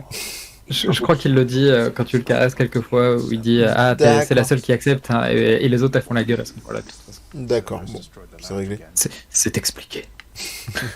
Mais rien que ça, se dire que pour Cerbère, pour caresser Cerbère, t'as 3-4 lignes de dialogue possibles.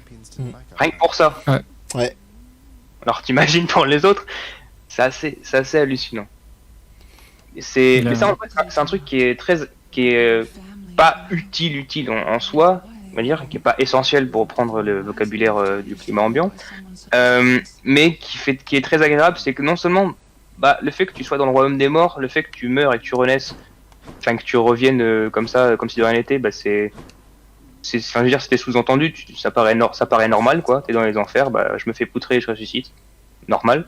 Mais là, en plus, le fait qu'ils intègrent toute la narration et vraiment la continuité de tous les trucs dedans, ça justifie complètement que tu meurs, et ça enlève aussi toute frustration dans la mort, qui pourrait être un truc très fort quand ça fait 15 fois que tu meurs sur le même boss.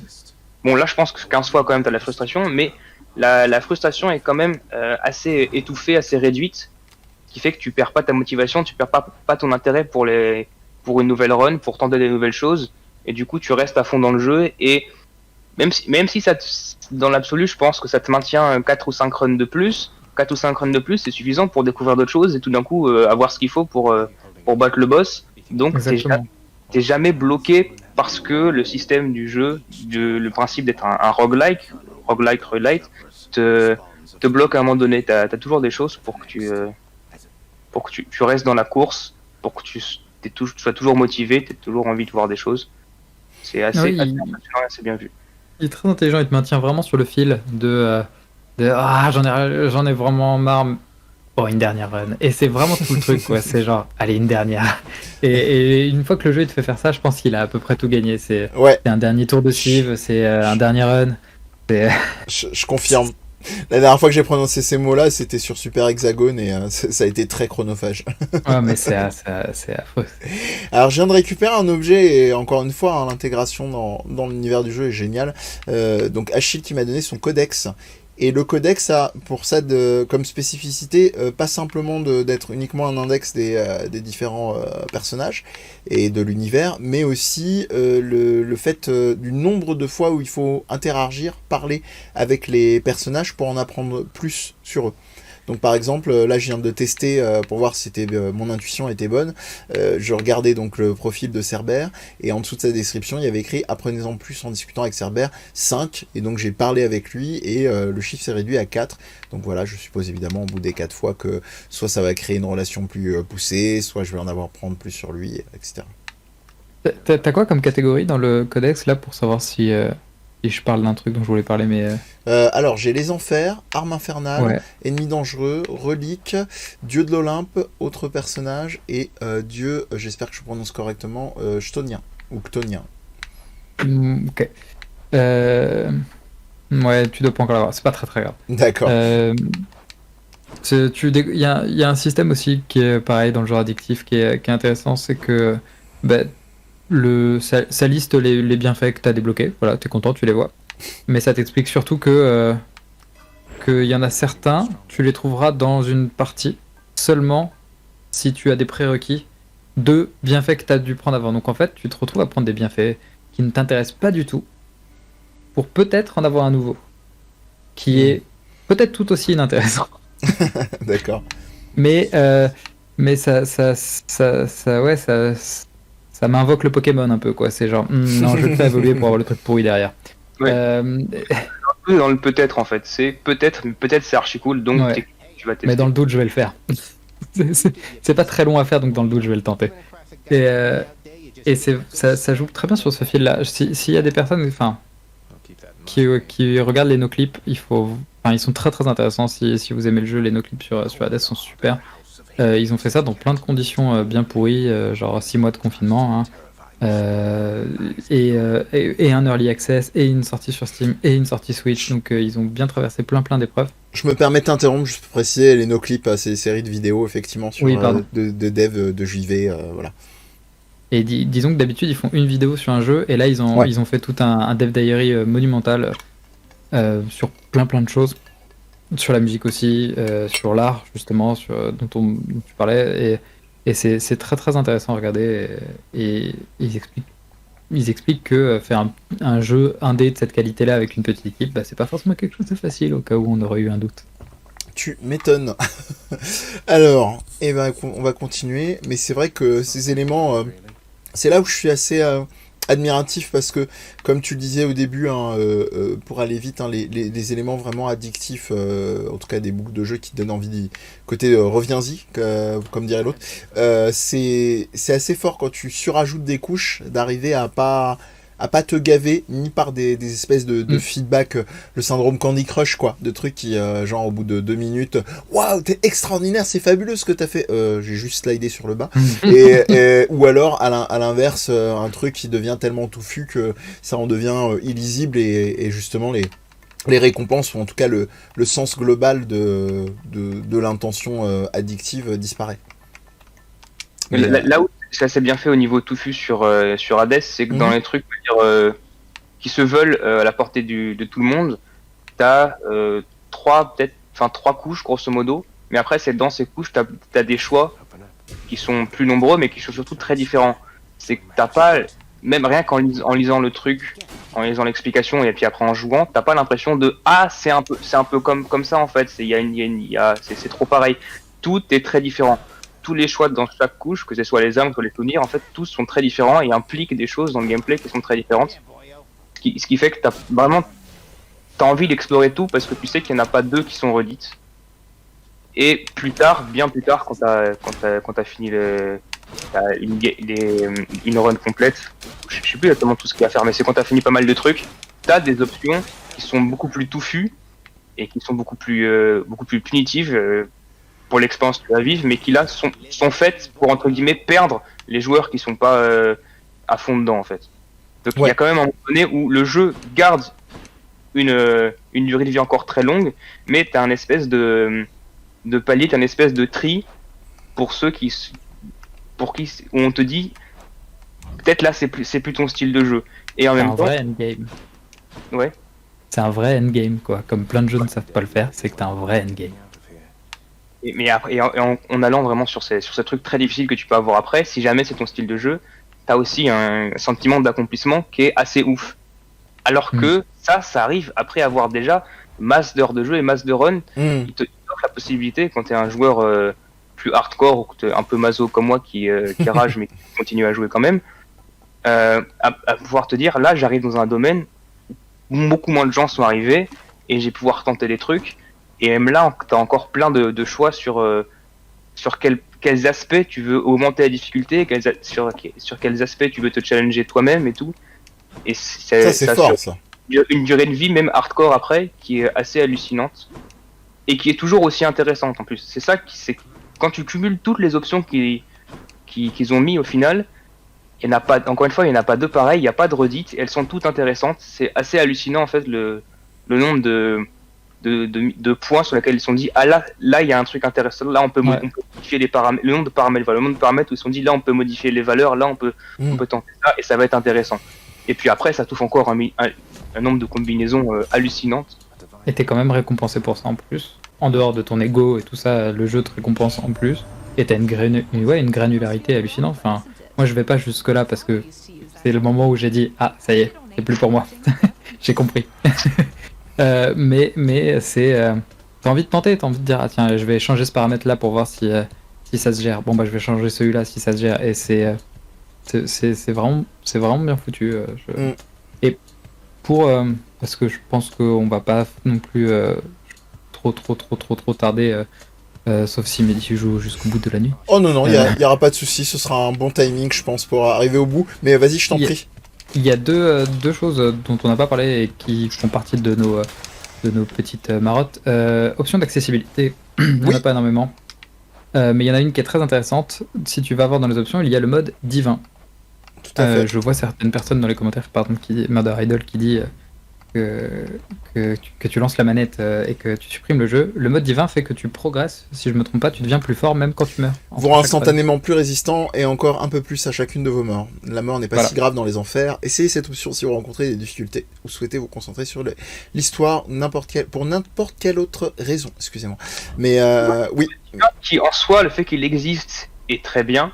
Maintenant, il y a un truc en ergonomie qui est un compromis en fait. On fait souvent un compromis pour le bénéfice joueur plutôt que bénéfice univers. Et on va essayer de donner au joueur le truc qu'il arrive à lire et là c'est sur quoi je vais rebondir par rapport au mode divin, qu'on fasse des rapprochements avec des codes qu'il a déjà. Et quand on parle de difficulté, le mode divin c'est toujours le mode le plus dur. Donc là je trouve que c'est très mal choisi. L'option qu'elle soit là c'est super bien et surtout que pour avoir testé elle est bien faite, c'est pas un mode facile dégueulasse où les ennemis ou les dégâts qui sont faits les valeurs sont changées de manière très très très harsh, très rude. Aride, ouais. Voilà. Il est vraiment bien designé, bien fait, et t'as le même plaisir de jeu, mais pour une difficulté qui peut-être correspond mieux. Du coup, le fait que le nom soit aussi mauvais entre guillemets par rapport à ce que les joueurs peuvent avoir l'habitude de voir dans d'autres modes de difficulté, je pense qu'il y en a plein de joueurs qui voulaient un mode facile, qui ont vu mode divin, qui sont même pas été voir ce que c'était, parce que mode divin ça paraissait trop difficile. C'est pas faux, je pense que effectivement, heureusement qu'il y a la description en dessous parce que de base ça m'aurait fait plus peur qu'autre chose. Après je suis content qu'il existe, ne serait-ce que pour contrebalancer tous les jeux qui aujourd'hui c'est plus trop le cas. Ça. Mehdi c'est de quoi je vais parler. Oui. Qui te disent quand tu veux mettre le mode facile, qui trouvent un feedback graphique ou quoi que ce soit pour dire hey, t'es nul. Je pense notamment à Ninja Gaiden Black qui te propose le mode facile que si t'es mort un certain nombre de fois. C'est ça, et tu veux faire tout le jeu avec un bandeau violet très très flashy, ou même Metal Gear Solid 5, il faut que je tape un peu sur Kojima parce que sinon c'est pas de l'amour. Si tu veux le mode facile, t'es obligé d'avoir une cagoule de poulet quoi. Ouais. Donc moi je voulais la cagoule de poulet et pas le mode facile, enfin c'est tout un équilibre. Non mais c'est drôle, lol, on est des hardcore gamers. Ouais c'est vrai, là faut se faire stigmatiser. Et enfin, il y a même, je sais pas, Doom, je pense, te fait une icône où t'es un bébé si tu veux le mode facile. Enfin, donc je suis assez content que mine de rien ils aient rééquilibré un peu ce truc-là.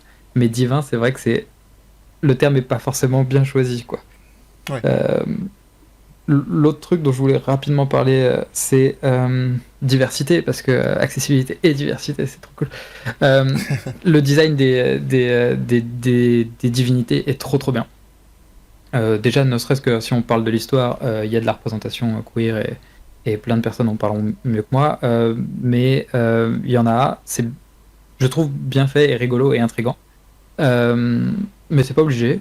Et le design des divinités est super parce que Dionysos est est-asiatique, je crois. Enfin, Athéna, on a vu tout à l'heure, est une femme noire et cool. Enfin, j'ai lu quelque part, c'est peut-être un article Kotaku qui disait c'est des dieux grecs, c'est pas les dieux de la Grèce, c'est juste les dieux de tout le monde. Donc pourquoi pas, à vrai dire, en fait. C'est exactement ça, et d'ailleurs, c'est marrant parce que si t'as des gens qui sont en mode levée de bouclier par rapport à ça, c'est complètement absurde. Je vais vous donner un exemple vraiment concret. Il y avait un jeu de cartes à l'époque pour les plus âgés, trentenaires, quadra, qui s'appelait Deus, qui marchait pas trop mal d'ailleurs à une époque, et qui était un jeu, on avait effectivement des divinités, pas que grecques, hein, il y avait vraiment, c'était un jeu de cartes à collectionner où vous aviez effectivement des divinités de nordique, gréco-romaine, égyptienne, etc. Et il y avait des réinterprétations de mémoire, effectivement, qui n'étaient pas forcément que sur les codes d'appartenance dite à la culture d'où ont émergé ces mythologies. Donc je trouve que c'est effectivement plutôt pas mal de le souligner. Alors on peut un peu casser du sucre sur le dos pour rester sur l'accessibilité, Yannick, et puis vous redonner la parole pour terminer tous les deux. C'est que par contre ça pêche pas mal par rapport notamment au typo. Très très fine, très très petite, donc ça là-dessus y a pas à dire. Bon, après peut-être je laisserai plus la parole à Germain et on terminera, je pense, potentiellement là-dessus, sauf si vous avez des derniers trucs à rajouter. Les icônes font pas mal le job. Alors c'est dommage de se dire que les gens qui vont avoir des soucis, on en parlait notamment sur notre émission sur l'accessibilité, vont devoir deviner, mais je me dis que c'est toujours pas mal que quelqu'un qui aurait pas du tout pris en compte ça du tout, en ayant des icônes qui en plus étaient assez illisibles. Voilà, moi je sais pas ce que vous en pensez là-dessus. Ouais, ou si, je suis pas sûr que les polices soient adaptés à la dyslexie non plus, parce qu'il y a des trucs qui sont il y a vraiment beaucoup d'empattements, serrés, petits, ouais, tout à fait. Mais je connais pas vu que je connais pas les gens qui l'ont fait, je sais pas exactement comment ça s'est passé, mais quand tu vois les textes, quand tu vois même l'ergonomie dans les textes, dans les explications, que ce soit les systèmes d'iconographie, que ce soit les textes importants qui soient en gras, en couleur, et qui soient de la couleur dans les bienfaits, la couleur associée aux bienfaits, associée à la divinité, qui ergonomiquement est très bien. Ça permet d'associer vraiment tous les effets avec une divinité. Il y a une cohérence, et il y a des associations qui sont très faciles, très agréables pour le cerveau. Donc c'est difficile de se dire qu'il n'y avait pas quelqu'un qui savait ce qu'il faisait derrière. Donc je pense que là où ça a pêché, c'est que ça a été testé et pensé surtout pour des grands écrans HD. Ouais. Et que du coup là les textes marchent, mais dès que t'as un écran qui est pas aussi bon ou pas aussi grand, il est sorti sur Switch. Ouais, mais après non. Je sais, je suis. Il est sorti. Ouais, donc même sur Switch c'est petit. C'est pas, c'est bien réglé. Mais je pense qu'il y a aussi ce truc, c'est qu'avec tous les codes couleurs dans le texte et tout ce qu'il y a, comme tu le dis, il y a la volonté d'essayer de faire le mieux possible directement dans le core game, parce que temps et argent à investir sur une petite équipe, sur de l'option d'accessibilité, fait que ok, faisons des trucs très clairs autant que possible tout de suite. Par contre, malheureusement, on y perd sur l'italique, mais j'ai l'impression que s'il y avait eu dans l'équipe peut-être plus de gens qui avaient des écrans pas ouf, ils s'en seraient rendu compte et ça aurait pas été là. Je pense que ça joue aussi. Parce que encore une fois, dans tout le reste, il y a tellement de trucs qui sont bien faits et ultra pertinents que j'ai du mal à croire qu'il n'y ait pas quelqu'un qui savait pas ce qu'il faisait. En tout cas au niveau ergonomique, qui a pu se rendre compte que c'était pas lisible.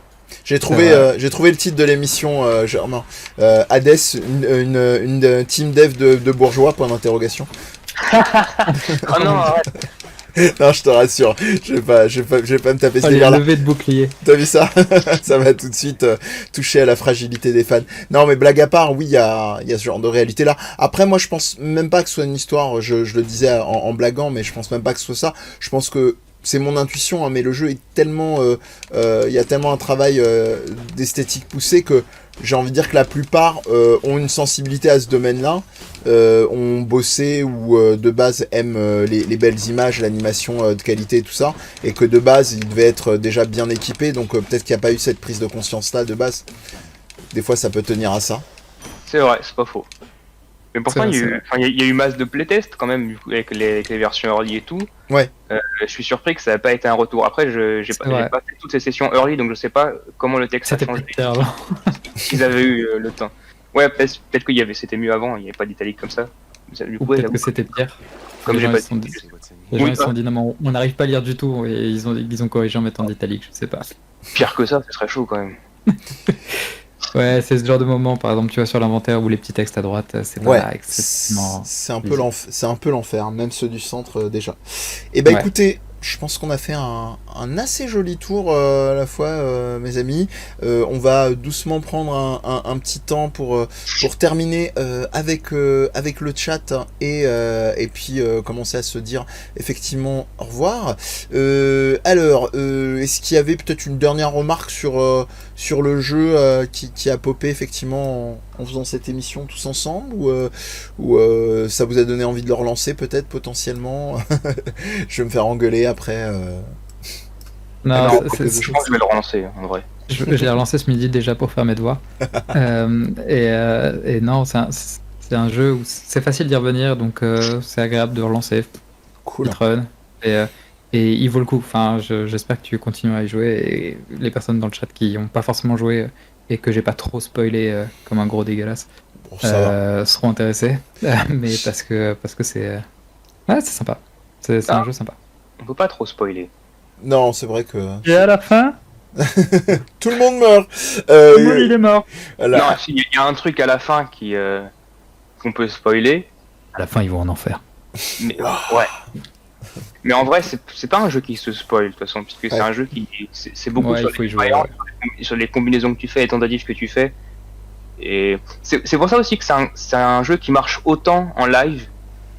C'est parce que tu vois des combinaisons que peut-être même toi tu ne feras pas, Ouais. ou peut-être que tu as passé 20 heures sur le jeu, t'as pas vu les combinaisons, tu les vois. Mm. Et vu que c'est pas l'histoire est importante, mais encore une fois, de manière assez surprenante, tu peux avoir presque des branches de narration que tu n'as pas. Complètement. C'est vrai que sur un roguelite, c'est pas ça qu'on s'attend, mais du coup, voilà. Cette narration qui est une bonne motivation, mais qui est à la fois pas si écrasante et qui drive pas tout, ce qui fait que tu peux pas trop te faire spoiler, fait que tu peux passer des heures et des heures à voir plein de streamers y jouer sans que ce soit redondant pour toi, sans te dire ah ça m'a spoilé un truc. Et au contraire, moi il y a une fois où j'ai réinstallé le jeu parce que j'avais vu un streamer aux The Event faire un truc, je fais ah mais j'avais jamais tenté ça, non, je vais essayer. Et voilà, tu découvres des trucs comme ça, des trucs qui te motivent, donc c'est vrai que là-dessus le jeu est assez bon et c'est pas étonnant qu'il fasse autant un carton même sur Twitch. Ouais, c'est mérité. Quand tu vois être au niveau d'un Last of Us ou d'autres sur des récompenses Game of the Year, c'est assez génial pour eux, quoi. Donc c'est clairement mérité. C'est un jeu bien fait. Allez, effectivement, qu'on soit hypé ou pas par l'expérience de jeu, c'est sûr qu'on peut pas, c'est indéniable de ne pas parler du soin du jeu. C'était aussi notre volonté, au-delà du fanboyisme et du fait que Day One, lorsque nous avions lancé GD Night, Germain m'a fait Hades, sujet d'émission, Hades. Voilà, donc c'est enfin fait. Je suis assez content parce que ça m'a forcé, enfin, j'avais pas besoin d'être forcé beaucoup, mais à commencer le jeu et puis aussi parce que je sais que ça tenait à cœur à Germain. Donc j'en suis ravi, puis je suis ravi que tu te sois joint à nous, Yannick. Hein, Merci de m'avoir invité, j'aime bien venir. Moi. La porte est ouverte, évidemment, tu t'en doutes quand tu veux. Germain, merci à toi aussi. Pour notre part, vous nous retrouvez effectivement sur les internets, hein, barre d'infos. On va pas faire 1000 ans. Vous aurez les infos qu'il vous faut. Vous avez les commandes sur le chat si vous avez besoin pour nous retrouver sur Discord et sur nous retrouver sur Je Game Moi Non Plus. Un petit point d'exclamation Je Game. Sinon, vous avez aussi la maison mère, le Death Podcast. Vous avez sur le YouTube toutes les vidéos, enfin la plupart des vidéos des lives et notamment de ces émissions de GD Night qui sont dispo, qui seront disponibles également en MP3. Et puis si à votre bon cœur, monsieur dame, pareil sur Patreon, si vous pouvez nous aider, ça commence à partir de 1€. Donc n'hésitez pas, si ça peut être le cas.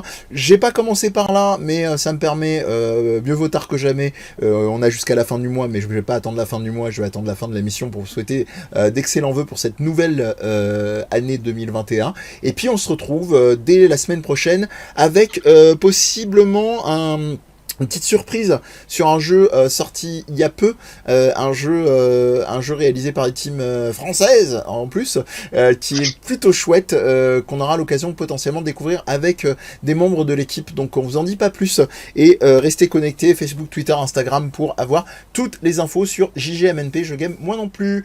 Allez, à plus, une très bonne soirée à vous pour la vidéo et l'audio aussi. Ciao. Des bisous.